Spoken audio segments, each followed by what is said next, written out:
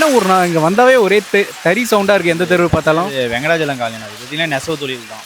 இந்த ஏரியா பார்த்தீங்கன்னா இந்த கைத்தறி, கேலா சிலை, ராமராஜன் நம்ம பட்டு வேஷ்டி எல்லாமே எல்லாம் மிக்சிங் எல்லாமே ஓடுது. இந்த ஏரியா ஃபுல்லாக நமக்கு அதுதான் ஓடுது. இப்போ ராமராஜ் பட்டு வேஷ்டினா இங்கே இருந்தால் போதும். ராமராஜ் இந்த உதயம் ஃபுல்லாக இங்கேருந்து தான் நம்ம ப்ரொடக்ஷன் எல்லாமே பண்ணுறது.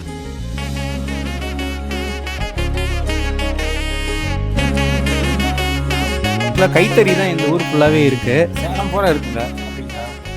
சேலம் சில்க்குன்றது தானேண்ணா? சேலம் பட்டு தான் இதாங்க. சேலத்தில் நம்ம கைத்தறி வந்து பட்டு நெய்யறது நம்ம சேலத்தில் மட்டும்தாங்க. வெளியூர்லலாம் சீலை தான் இருக்குது. வெண்பட்டு நெய்யறது வந்து பெரும்பாலும் நம்ம சேலத்தில் தான்.